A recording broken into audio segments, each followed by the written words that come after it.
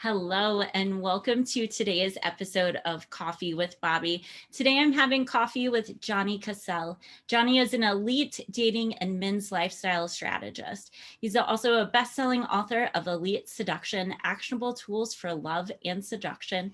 He's personally coached over 2,000 high net worth men, including CEOs to some of the world's largest companies, celebrities, and royalty. He's been coaching for over 15 years and has experience working with men from all sorts of ages and cultural backgrounds. Welcome to the show today, Johnny. How are you? Good to be here, Bobbi. Yes, thank you. Thank you for having me. Wonderful. You want to tell us a little bit about what's new in your world lately? New in my world, I'm spending most of my time on this new app, Clubhouse. That's probably the newest thing that's happening in my world, which I think is great. Are you familiar with it? I am on Clubhouse. I'm sort of like diving into it. So trying to find my way. I like popping into different rooms and seeing what people are talking about. But I have this feeling that it's a little bit hard to get started on your own rooms and getting people into it if you don't have a large following on other social media. It's a great point. I feel like it's very similar to being like it's your first day at school. If you remember, if it's your first day at school, you know, you're in the playground, you're in the classroom, you don't really kind of know anyone, or you're looking around to see if your mum's friend's daughter or son is in the class or something, like just someone Right. that you can start a conversation with and build your tribe. And so on the early days of coming onto these sort of platforms, it's very much like that. But the speed of networking that's on there it's super exciting. So yeah, that's quite new and fresh in my life at the moment. Really enjoying it. I feel that it's helped alleviate a lot of mental health issues for people, actually, because I feel that it's providing a social need for people, you know, because there's a lot of restrictions still in place. Right. You Yeah. can talk to anybody throughout the world on this app, which is absolutely amazing. And I know you can do this with social media and so forth, but if you walk into a large room, and some people watching this may not be familiar with Clubhouse, but if you pop into a room that has 300 people in it, you can see who's speaking. And then you can also click on everybody's profile and see who they are, see if you want to network with them in the future, or just be like, oh, that person's doing something really cool, like I need to connect with them. It's super cool. I mean, it's really odd. I found myself to become friends with porn stars. Like I literally just left the room to jump on to do this with you, and I was on stage with a male porn star, Eric Everhard, that's been in the industry for 15 years, a female star called Rachel Starr, and very other sort of colorful people. I was on stage yesterday helping people with dating issues. And I noticed Crystal Hefner, Hugh Hefner's widow, was in the audience. So I pulled her up on stage and we've started talking on Instagram and become friends. I mean, yeah, that happens. That is the access you get into these sort of people. And it's madness, but it's fun, you know. I mean, I always say, like, your social circle should look like a bit of a circus, offline or online. I agree. And that's how you add spice and variety to your life and new creativity. And you never know who you're going to meet in real life. And when we're hindered a little bit by these lockdowns and staying at home more, even when the world's starting to open up a little bit more, that spontaneity I found isn't where it was.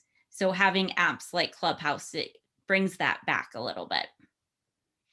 Absolutely, really is. But I encourage you, start a room and just watch it build momentum. I'll come in and support you if you want. It'll be good fun. Okay, we'll start it. I'll start it and then I'll ping you when you're on. That's awesome.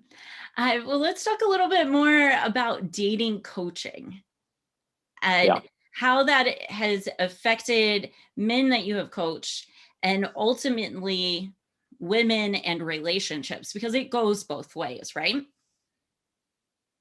Sure. What specifically would you like to know?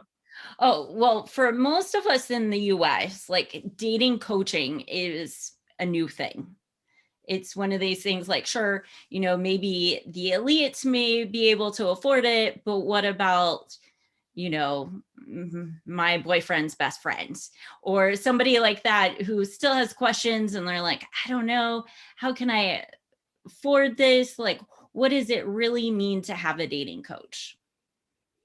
Yeah, it's just about including someone, having that someone in your support network that you can trust and rely on. Unfortunately, even if our best friends give us quite sound advice, we don't even tend to listen to them. So those friends just kind of get fed up with giving you the advice, and then you lose someone that in your social circle that could have actually helped you. There's that, but there's also, you might not feel comfortable talking about your personal issues around dating around people that so you might just want to have sort of a private consultant that you can sort of confide in and get some pretty solid advice that's backed up through practical exercise and boots to the ground experience. And I think that's highly, highly valuable. It's becoming more and more acceptable getting this sort of advice.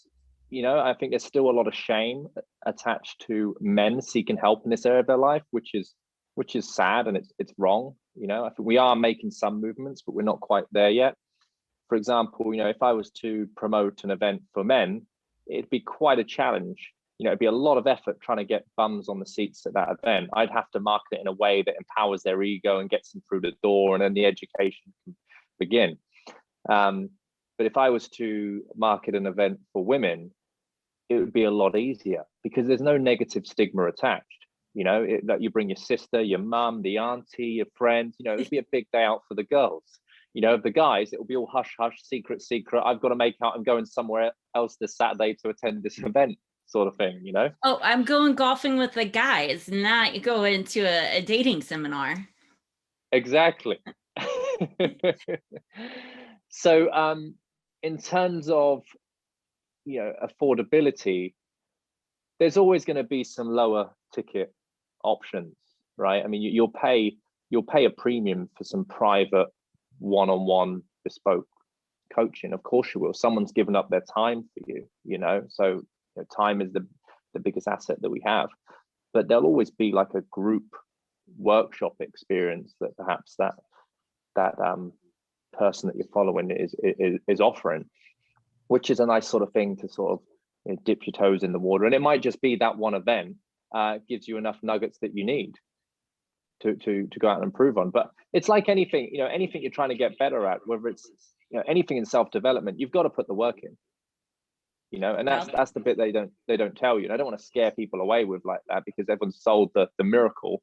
But you attend these events to get a fast track to the knowledge, to increase the acceleration curve, to accelerate the learning curve, shall I say? And but you've got to execute it. It's all in the doing.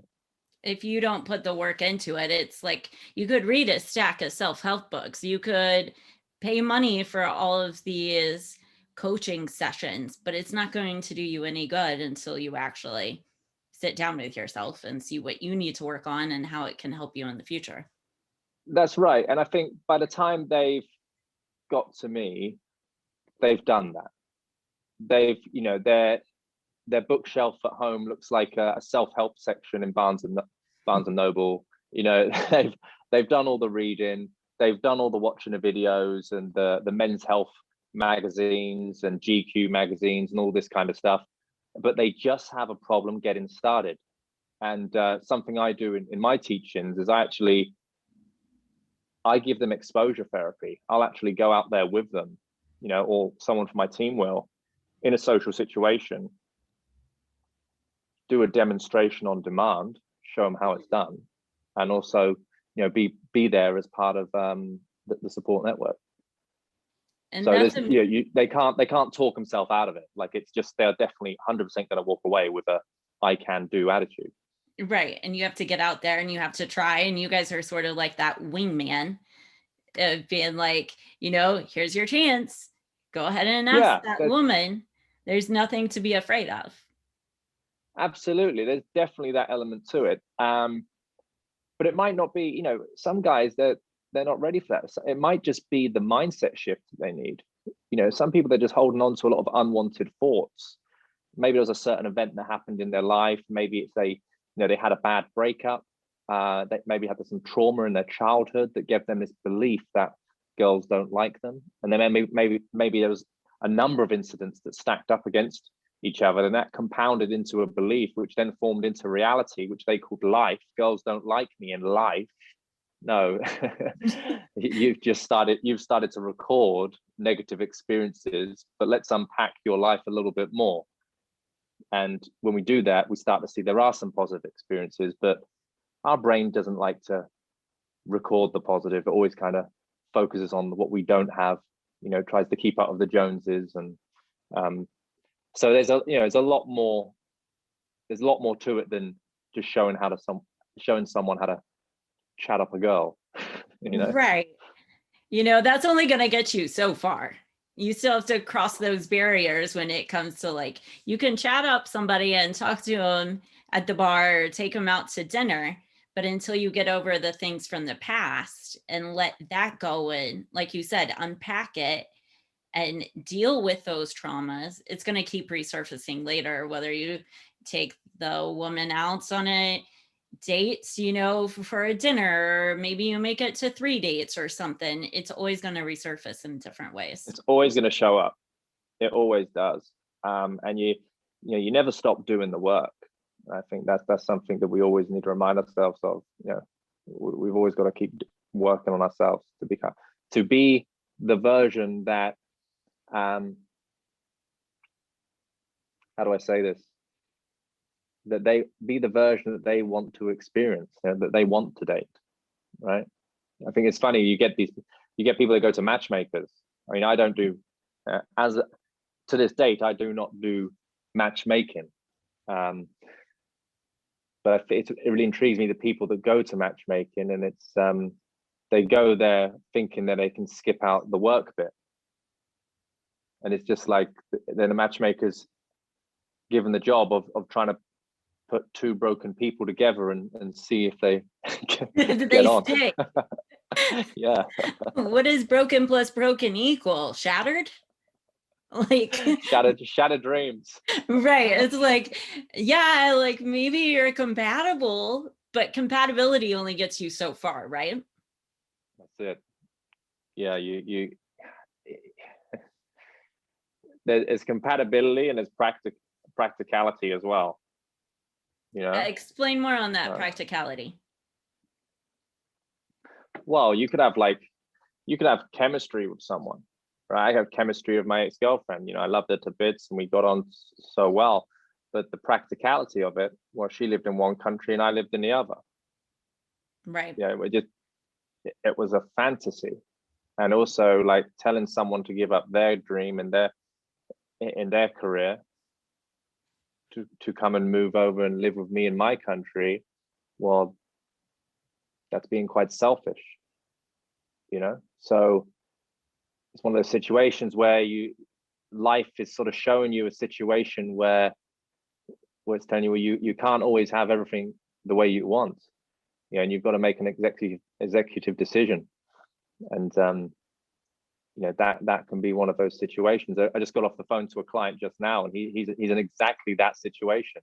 He hasn't seen his girlfriend since last Valentine's Day, right? Wow. We're in a pandemic right now. She's in New York, he's in London, and it's causing a lot of strain on the relationship. She was only supposed to be there for 6 months. And it's, so again, you can have chemistry, but you also got to have the practicality element to it as well, and the ability to put the work into it. Correct? Like, if you don't put the work into a relationship, it's not going to go anywhere. That's right. Relationships are work. They're work. It's I don't know anyone that would disagree with me on that. Right. I mean, like every Right? single day, there's something new, and you've got to learn how to work together and, work through different scenarios. I've been super grateful. Like, I used to travel for a living, so I can relate to like your previous client. And, it was hard keeping relationships. And you were always moving around. The suitcase was moving. I never knew which city I was going to be in. And you would leave and you'd be like, okay, like I may see you in 3 months, but I don't know. Like, I'll let you know when I'm back in the same city. And, that wasn't healthy at all for Oh, relationships. that's horrible. Yeah, Yeah. it was awful. Like, I'll be completely honest. And then a year and a half ago, I met my current boyfriends on the road, and we were on the same project. And we've had the complete opposite relationship, where we've, like, at the beginning, we were forced to spend every single day together during this project, work together, go out to eat together, travel together. And, since then, relationship went great. And we've only spent like 10 days apart over the past year and a half, which is the Wow. complete opposite spectrum. So then you got to really learn how to live together and hang out with family and everything else. So there's like multiple ways to have relationships. What's been some of your best advice that you give to men? Well, one of the first things that I help guys do, but not just guys. I mean, as I say, I've been using this Clubhouse platform. I actually found myself to be teaching a lot of women recently, and the same advice, it works across all channels, and it's understand in detail what you want. Yeah, because if you don't know what you want, then you're putting yourself in a position where you're going through life just seeking for approval, almost like a begging mentality, hoping that someone will accept you, right? Which is, if someone's coming from that frame, it's just not attractive. So my view on things is this: you never really get rejected if you really know what you want, because then what happens is, when you know what you want, your interaction with someone almost becomes something like a discovery session. You're going into a discovery mode with someone to see if they're a fit, seeing if their values are in line with your values. And if they are, then that person qualifies to the next stage, rather than seeing how it goes. And then 6 months in, you realize this person isn't in a line of your values, but you got all caught up in the roller coaster of emotions and going with the flow, and it's just a waste of time. And I think as we move through life and we get older, we realize time is precious, and we can't be playing the game as we did when we were younger. It's the same rules when you onboard a client. I could spend a lot of time in rapport with someone, but realize they're just not a fit for my service. But I've just spent days speaking to this person. But if I ask them a few qualifying questions at the beginning, then we wouldn't be wasting each other's time. So it's the same thing. We understand the importance of the sort of due diligence that needs to be had in the working environment. If we're employing someone for a new job, we'd want to make sure they've got the right experience to take on that role. If it's a high performing role, right? Right. But as I say, in our romantic lives, we just seem to throw that logic out the window and just sort of be away with the fairies a little bit. And if we look at it, it's the most important job you're going to give anyone. It's to be your number two. It's to be your life partner. Right. There's some criteria that needs to be met. Yeah. So, and if you don't meet the qualifying criteria, then it makes it a lot easier at the beginning, like the first date or the first meeting or second, to see that, instead, like you said, like 6 months, a year down the road, when you start asking important questions and you're like, oh, they don't see the world the same way I do. exactly. And a lot of people attach fear. And when I'm saying this, I'm very cautious of how I come across. I don't want to feel my tone to be condescending or anything like that, because everything I'm saying and sharing is who I was, right? I made all these mistakes. So and that's something I'm working on myself. But yeah, like it's you just got to put that, you got to put that qualification material in. It really does matter. And let's dive into this. How does loving yourself affect the ability to accept love from others? Wherever you are in your life right now is what you will bring in. So that being said, the first relationship you're looking for is to have a better one with yourself. Because if you're like, and I use my own life as a reference, when I've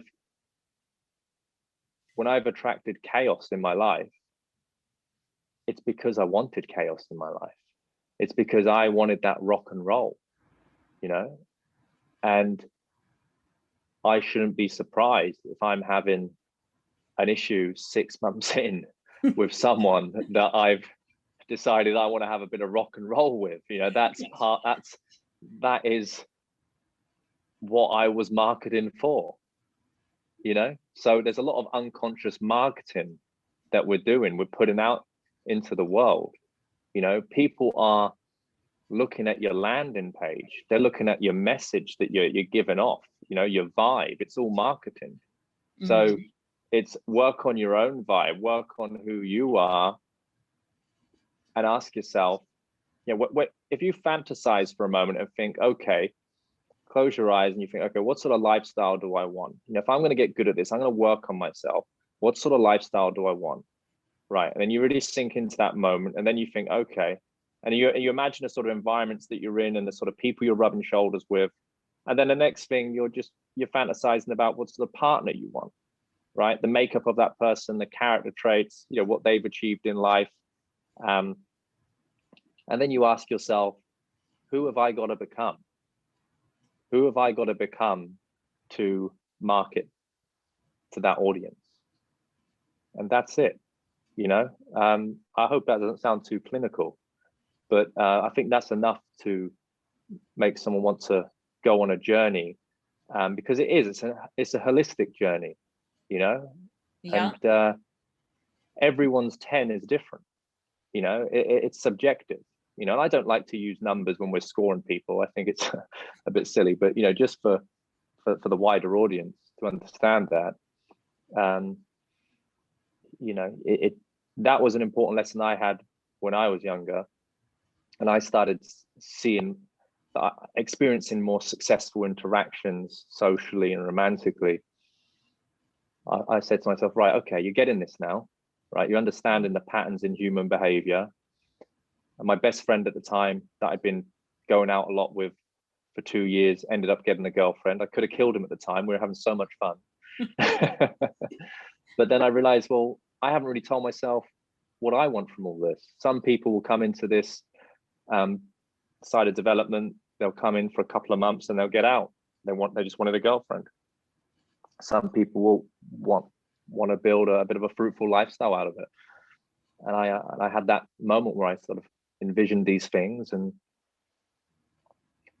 I definitely achieved that, you know. And there's a lot of discussion around the power of having that vision. You know, we talk about vision boards and you know, just meditating and the law of attraction, you know, and that might sound a bit woo-woo. And I think that you know, the word manifestation gets thrown around quite a lot without any firmer understanding of what that actually means. But again, like manifestation, what is it? It's you create an exercise for yourself to make yourself more conscious and aware of opportunities that were already there. We were just a bit asleep on those opportunities, you know? And ones that will get you like where you really want to be, when you focus on these moments while you're meditating or while you're doing a vision board, which some people might be going like, this is all new age talk, I'm going to tune it out immediately. But in reality, like, it's stuff that you just need to get quiet with yourself and figure out what you really want. Absolutely. And to that point, you just mentioned there about being triggered by something and basically being ignorant. I mean, that alone right there is a huge growth hack, right? Yeah. For me, I'm always looking for something that I'm ignorant about. Yeah, and because I know that that's then a path to growth. So my rule is just, it's not, ignorance is not acceptable. Ignorance is a signpost as to what I need to lean into next and where I need to go.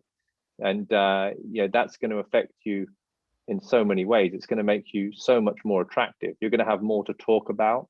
You're going to be more, you're going to be well traveled. You're going to be, more cultured.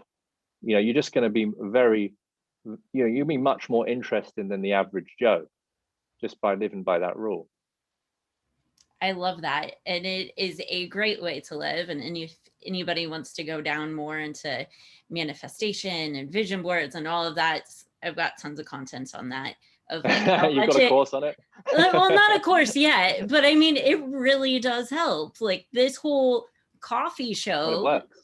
In an essence, like I told this story before, but like I love talking with people. And when I traveled a lot, I would go to a coffee shop and talk to strangers. Like that brought me joy. I would learn about somebody, connect with them, figure out the lay of the land in a town. And then I wrote down in my journal, it's probably been a year ago, and I was like, you know what? If I could have any job in the world, it would be talking to people and learning their stories. And like, Excellent. look at this. Like, that's exactly what I'm doing. Have I turned it into a full-time job yet? No, but it's on the path to get there. Mm-hmm. And it all comes from these moments of like getting quiet, going inward, and seeing what you really want, which is key in relationships. And absolutely. As we move a little bit, do you, with your dating advice and help that you give people, which is more so, it's getting people to go inward, I feel, more so than like the practicality of like step by step of what to do during dates. Am I right or wrong? Sides. Yeah, there's two sides to it. There's, I'd say it's 50% coaching, 50% therapy. There's no point. I will not work with anyone skipping out any sort of skipping out the mindset work. Like that's number one. Like I will need to go to some deep places with that person, and it's a bit unorthodox how I do it. This isn't chair work, right? This isn't me just asking a bunch of questions. This is me kicking your ass a little bit, and going to some uncomfortable places and asking certain questions to bring certain things to the surface so we can get some clarity on things that we perhaps didn't understand before, because you have to get that stuff up, and otherwise it eats you away, right? And everyone knows what that thing is. It's subjective. We've been holding on to or using it as an excuse as to why we're not taking action on the things that we want. Might be a victim. We might play in the role of the victim. We might be blaming our parents for showing you a relationship model that hasn't give you a positive outlook. There's just so many things. We could be here all night talking about the deeper stuff, but yeah, it's 50% coaching, 50% therapy for sure. And that also leads to, the self-sabotage that people do when they haven't like fixed the inner thing or let go of something when they have what they really want, but then they feel like they don't deserve it. And then they try to sabotage those relationships. Have you ever seen that surface? Or yeah, it's an interesting one because there's always something else going on underneath. like they're it's, one of the reasons is because they're actually scared of commitment.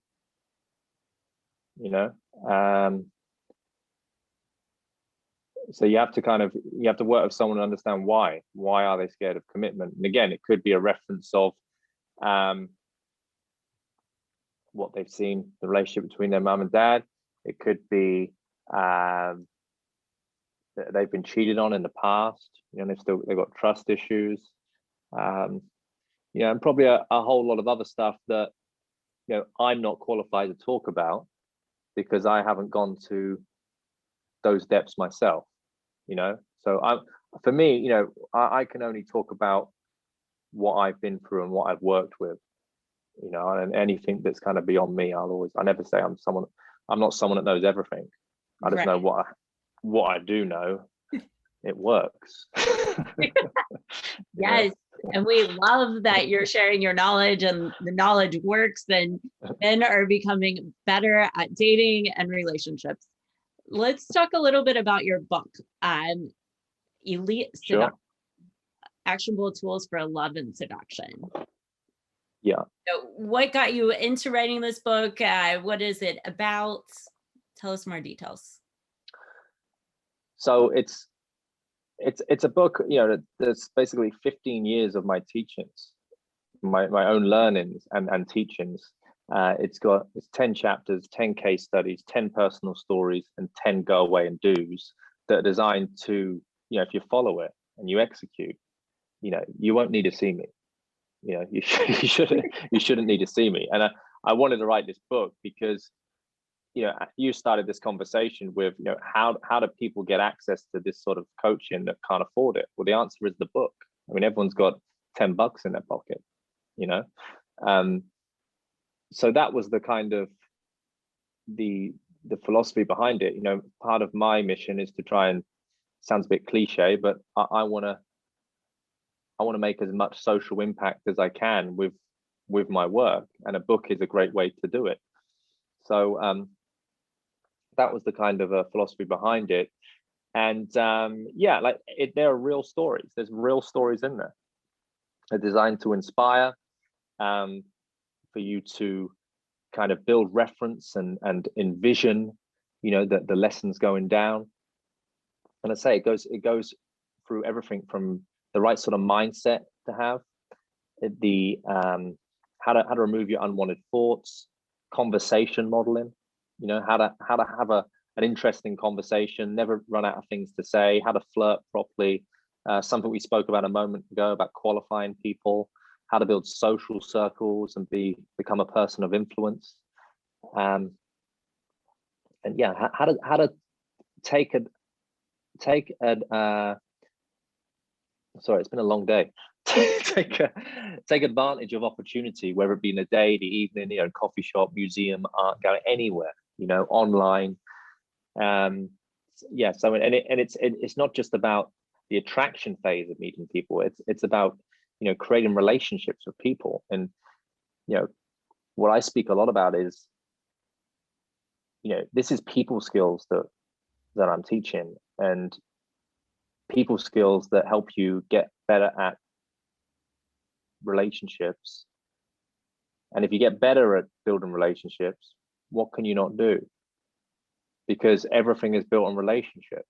The opportunities that happen in your line of work, your career, it's relationships. The people you buy off, that's a relationship. Your social life, relationships, romantic relationships. So it's for everyone that gets the book and reads it, I just want them to think holistically about the application of it.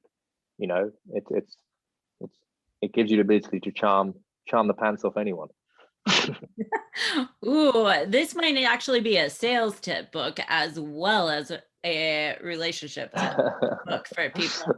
Let's talk a little bit about how to have those interesting conversations. What are your tips for it? Are there any quick tips that you want to give the audience?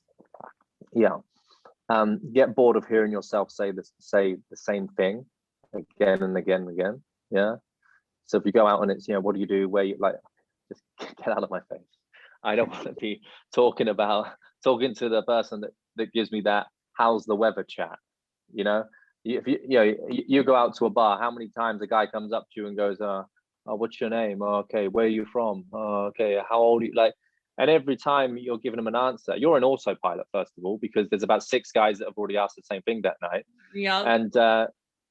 And secondly, he's not listening. He's not even listening to anything you've just said in response to his questions. So if you take on board the idea of getting bored of hearing yourself say the same things, then naturally your mind will be moving more into a creative space with the things that you ask. And that being said, ask questions that will give you the answers of things you actually want to know about the person, even if they're completely outrageous. You know, in my experience, the outrageous ones are the best. I'm surprised how many people respond to my outrageous questions, you know?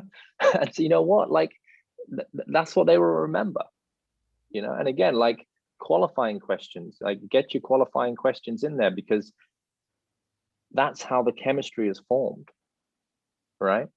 Yeah. Another tip is listening. I think men are really bad at listening.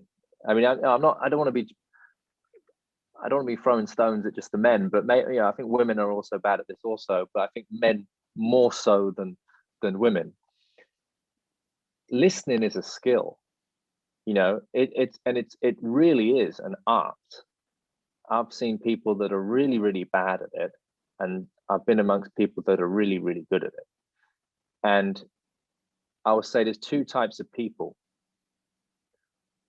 One is that they are an active listener, right? So you're listening, and in that moment, that person is the most interesting thing in the whole wide world, and they'll feel that, right? But it's not just looking at someone intensely; it's actually being awake and conscious and taking it in. Otherwise, exactly. Otherwise, it's just a bit intense. Yeah.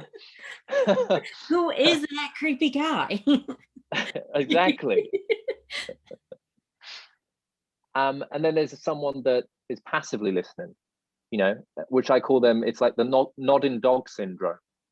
You know, I don't know if you get it over where you are, but, you know, there's over here in the UK, you know, when you get a nodding dog on your car, you put it on the car, and it's just like that. It bobs along when you drive. Yeah. Yeah, or like the bobbleheads here. The bobblehead. We have like bobblehead figurines. Same thing. Exactly.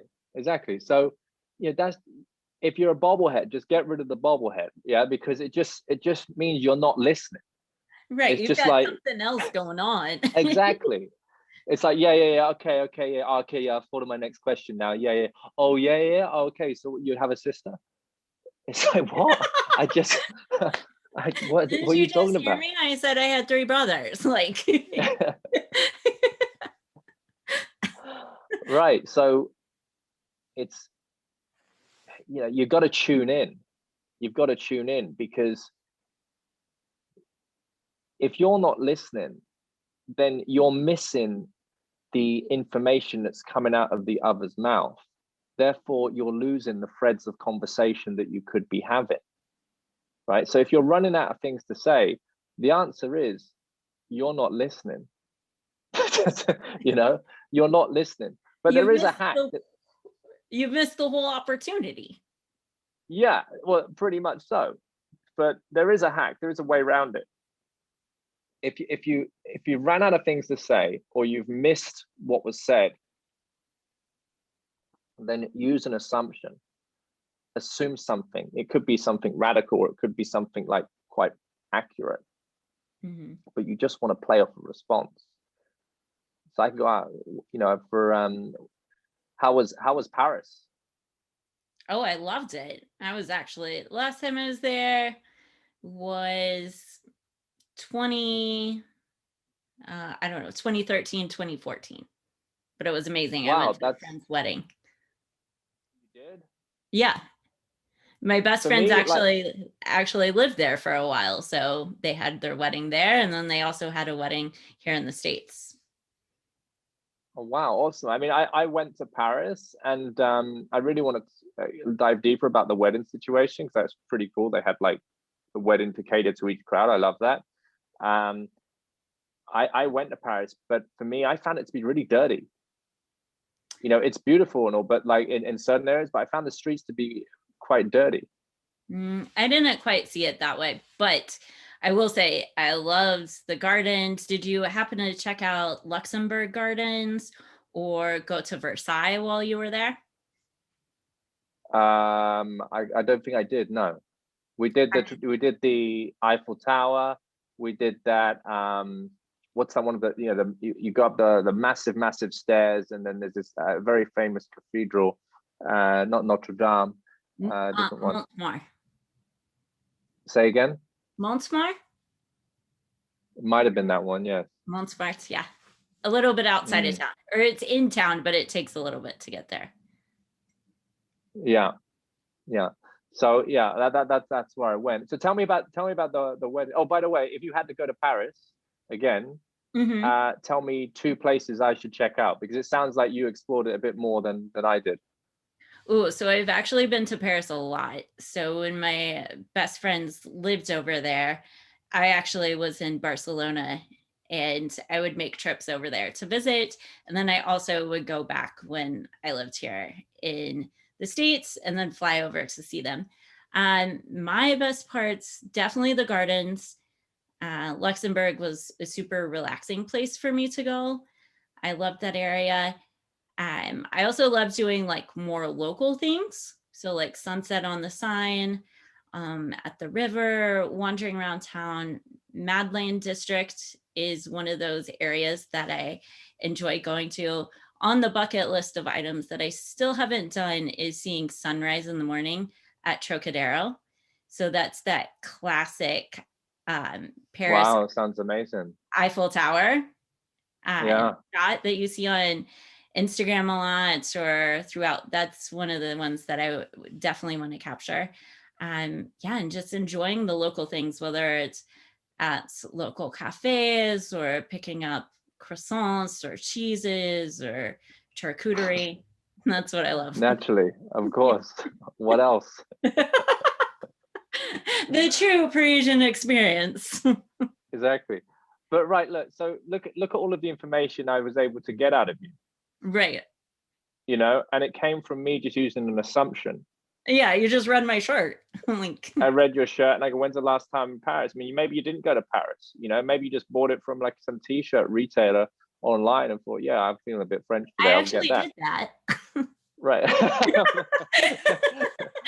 So there True you go. story. It came from Beauty Collection, if anybody's watching. Right, put an affiliate link under the video so you get a bit of a kickback on that one. But you see, all that was right there was me just making an assumption about your t-shirt. You admittedly said you'd never been, but it didn't really matter, did it? No. It just gave me some content to play with, and then I was listening attentively and just dug a bit deeper, and I had a wealth of content to build rapport on with you. If I'm a foodie, I could really jump into that. I could lean into that. You talked about the photo opportunity of the Trocadero.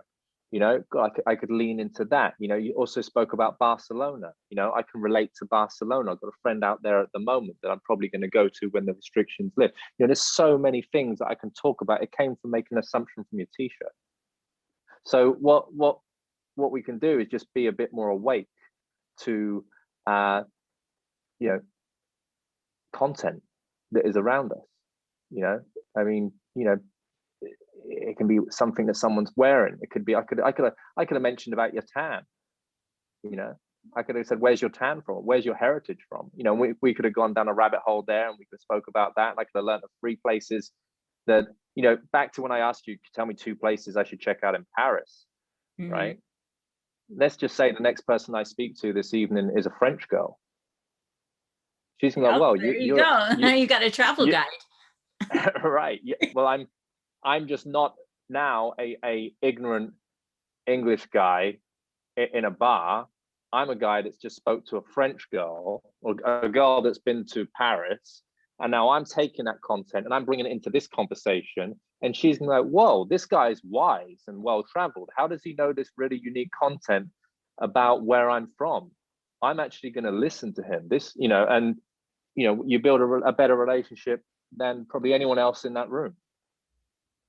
And it just comes from starting conversations, making an assumption, and like, look around. There's so much content now, from being online on our phones all the time, from Instagram, from Clubhouse, TikTok, Facebook, you name it, that even if you're meeting somebody in real life that you've never met before, you can find this content from their surroundings. Yeah, but again, I'm able to do it like that. Like I firmly believe I can build chemistry with anyone, right? Because I've done it. I understand the patterns in our behavior. What we respond to and what we don't respond to. The brain likes novelty. So if the brain is experiencing the same pattern of conversation it's heard every single night, the brain's going to switch off. It's not interested. Our goal here is to have a stimulating conversation, and up until now it's been completely platonic. I haven't even demonstrated any sort of flirtation or suggestion or anything like that. So you can start to see how powerful this can be just in a networking sense, and just becoming, just in the sense of, this is how you become the most interesting person in the room.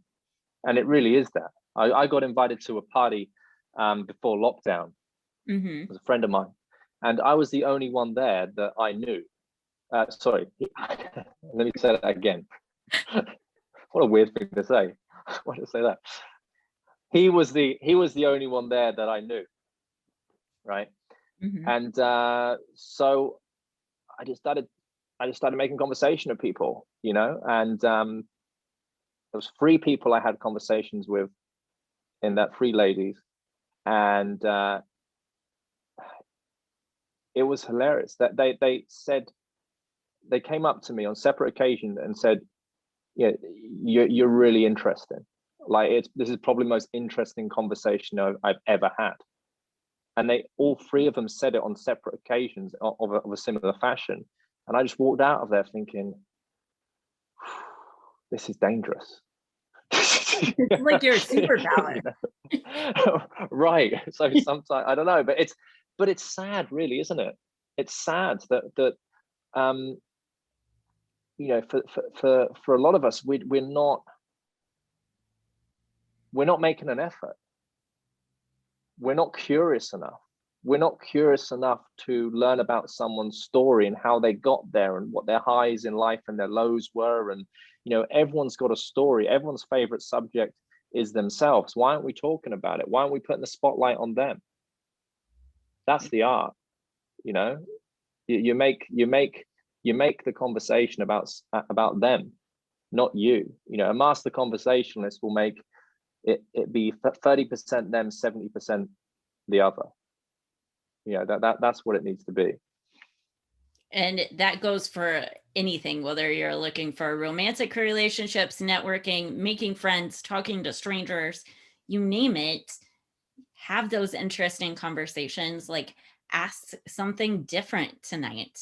If you're at home with your significant other or your family, like, ask something different that's going to provoke a new answer, or where somebody can learn something deeper about maybe something that happened in the past with the family. Absolutely.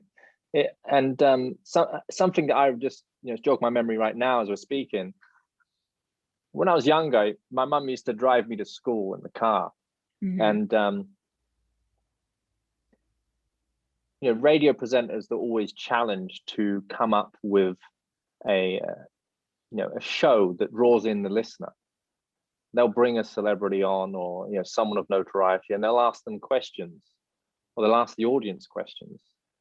And I just remember some of those questions being really thought-provoking. They had to be to make an interesting conversation. So there's something in that. If you think of someone right now who you really admire as someone that is asked really great questions, the American version of Piers Morgan, perhaps, I don't know, Yeah.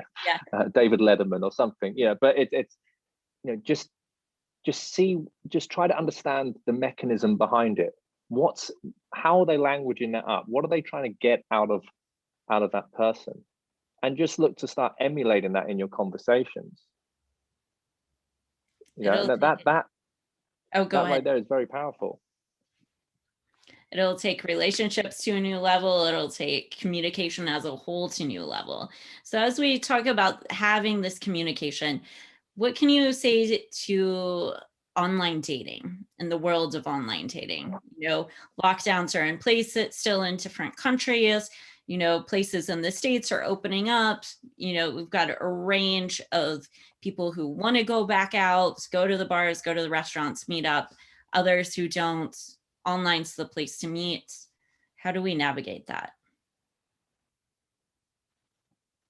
There's always going to be a place for online dating, but what we mustn't do is bash the apps for the hookup culture, first and most foremost. The hookup culture has always existed, right? The people that I feel are blaming the apps for the hookup culture are the people that aren't putting boundaries and qualification material in place. Therefore, things are happening too fast. And then the guy or girl's doing a runner the next day, and they've got what they wanted. Like, so you're frustrated, but the frustration comes from, well, you didn't qualify this person, so of course you've left yourself wide open, no pun intended. But there's always going to be a place for apps. It's marketing. Use high-res images. Social media is the real online dating, whether you're aware of it or not. Like, why? Because everyone's on it. Everyone is on Instagram. Instagram is connected to a lot of the online dating apps anyway. So it's a place that you really need to take care of if you're not already. And again, what we said earlier, when you understand what the archetype is of the certain person that you're trying to market towards, well, then your imagery has got to represent that. No one wants to see your drunken images of you in university on Freshers Week. I mean, drunk watching sports games in the bar with the lads. That's not really a desirable image that you want to put out there. That I always think of it as like if you're walking down a high street. You're walking down this high street, and every moment you're taking a little look in a shop window, and depending on how good of a window dresser you are, governs whether that person's actually going to walk in or not. Now, every time someone looks at that shop window, they're thinking, can I associate? And is this in line with my values? Right? So start to see your online imagery as part of your brand, right? You are a brand. You've got to treat yourself as a brand. You've got to understand who your target audience is, who you're marketing towards. And that's how you're going to grab their attention. That's how you're going to pull them in. Another big online dating tip is no one wants to take a wild guess of, my friend showed me a picture the other day. We was laughing. He went back on the dating apps, and every picture was a group picture of all the girls, Yeah. And it's like, just pick one. Which one is it? I mean, it's roll the dice. I mean, it's like, you don't know who you're talking to. It's like, and don't even try to find out, just see who turns up.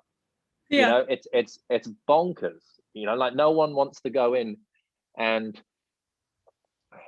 how do I explain this? I'm there to see you, right? I'm not there for the jumble sale, right? Show me you. And I don't want to see, if you've done all this work to bring me to your page, bring me into your profile, for goodness sake, do not use a more attractive friend in your image, because I'm going to be more curious about the attractive friend, and then I'm going to go down the rabbit hole trying to find out how can I get a conversation with that person, as opposed to, you've lost my attention. Right. So and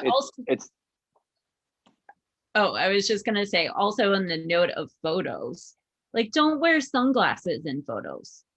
Don't Oh wear yeah, like stuff that's gonna like hide your face, because that's who you are. People want to see you, otherwise they're gonna swipe right past you. absolutely. I mean, that's just it's silly. And as well, like too many selfies. Um, you can tell if a guy's got a decent body. You don't need to take your t-shirt off, you know, just wear a well-fitted t-shirt or shirt in your pictures. You know, leave a little bit to the imagination. You know, if you're posing around and you just loving yourself a bit too much of the gym selfies and all this kind of stuff, it's just a bit cringe, you know. It's like, we get the hint, we know what you're looking for. Yeah, right. So it goes there's a back to few that. things. Oh, go ahead. Yeah, I just want to add as well, like, you know, when you're messaging someone, hey babes, how are you, is not acceptable, right? We know that's a copy and paste message. It's like on LinkedIn, you know, I look at my LinkedIn messages and it's just ignorance. I'm getting spammed about someone's finance software or marketing thing. Like, dude, I don't care about your thing. I'm not even going to open you. I'm pissed off that you've messaged me. I feel like a hot chick on an online dating app. You're just spamming me with crap that's not stimulating my mind. You haven't even read my profile. You know, at least talk about my last post or something in my bio, right? And that's how women feel. You know, I'm giving advice here for the men, but like that is how women feel. You know, if you're rocking, if a lady's rocking the online space, you know, she's going to get a lot of attention, but just break that pattern. It goes back again. You got to break that pattern. You know, the brain likes novelty. What's the novel situation here? Sadly, it's called giving a shit. Actually reading a bit of the profile and using that as the icebreaker, you know. So yeah, It's right rant there. over. It's easy. Like, it's right there for you. Just ask us a question about the profile. And as we talk about, messaging and also the worlds of texting or DMing, things like this, what's the right amount of communication? And where's that point of being too needy? Because when you hit neediness, it sort of goes downhill. I don't think there's a percentage figure, but it's just, you know, you're in a game of establishing tension. If there's no tension, then the dance isn't on. You know, there needs to be tension between both participants. And if you haven't heard from someone for a while, right, and they're due to message you back, cool, get on and do something else. Chill, make them curious as to why they haven't texted me back, as opposed to you being left in the lurch, going, oh, when they're gonna, just get on and do something else, right? And just understand that it's on. It's on. Take a helicopter view of the situation. Just chill out. It's on. If they're invested, you're both invested, just chill out, right? I had a guy message me today. He heard me talk on Clubhouse and he was panicking. He was going, oh, I've been ghosted.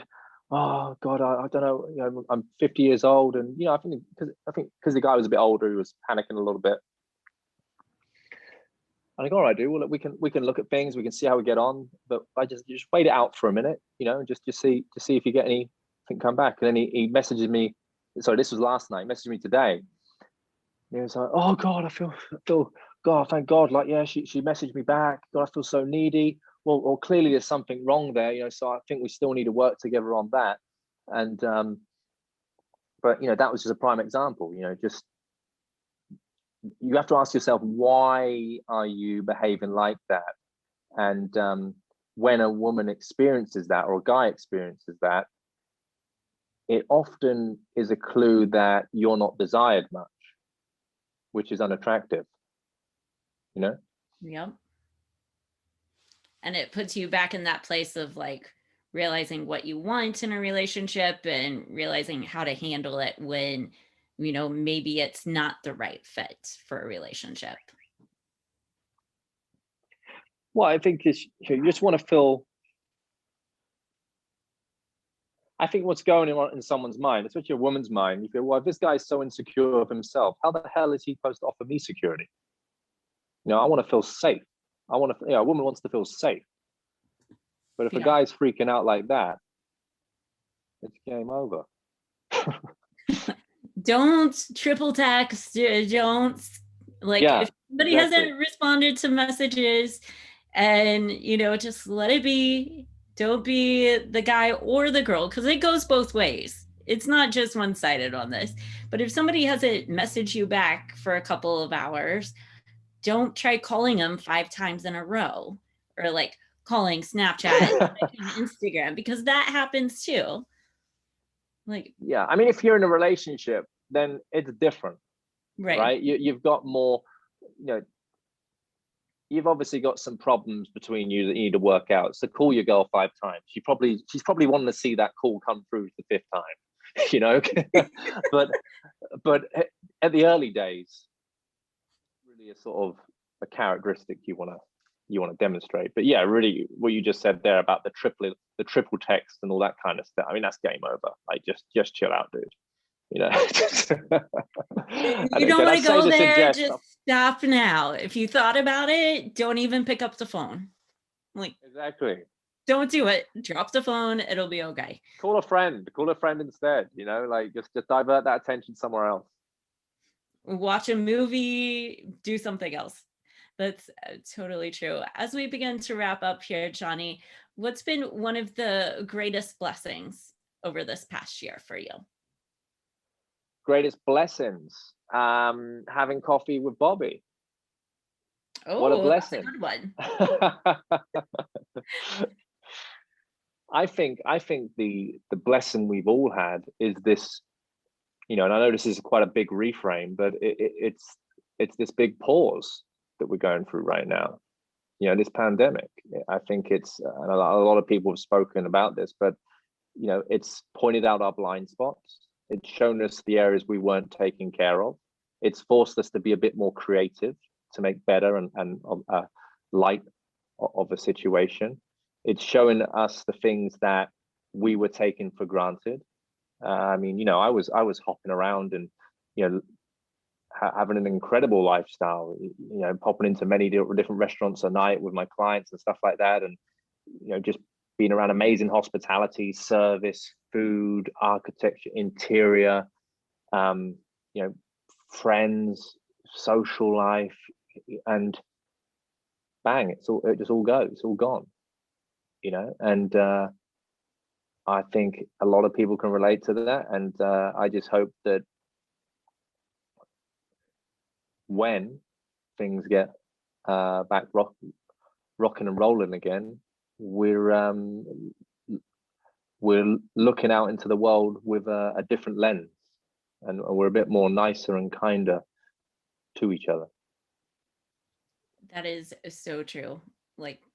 The love and kindness that we exude to each other and that we exude to ourselves matters. And this new perspective will definitely transition into sort of our old norm of what we had. So I love that. Johnny, where can we connect more with you? Where can we find out more information? Instagram, I'm mostly active. It's at London Dating Coach. Clubhouse, just look for Johnny Cassell, and I'm hosting rooms every morning if you're on there. 11 a.m. UK time. Coffee with Johnny, funny enough, it's called. And I would encourage anyone to go and get my book on Amazon. It's called Elite Seduction.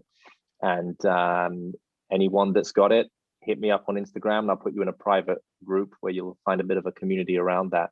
So there you go. Wonderful. I'll put links to all of Johnny's info here, wherever you are listening to this, watching it, it will be in show notes so you can connect directly with him, pick up his book, Elite Seduction. Johnny, it's been such a pleasure having coffee with you today. Thank you so much for joining me. Thank you, Bobbi. It's been a blessing. And for all of those of you who are listening and watching this episode today, I just want to leave you with this. Be more intentional with your conversations. Do something today, ask a different question, be more inquisitive, and just listen. We all need it in our lives, and you never know what you're going to learn about somebody by just asking and listening. And this has been a wrap on today's episode of Coffee with Bobbi and Johnny Cassell. Thank you so much.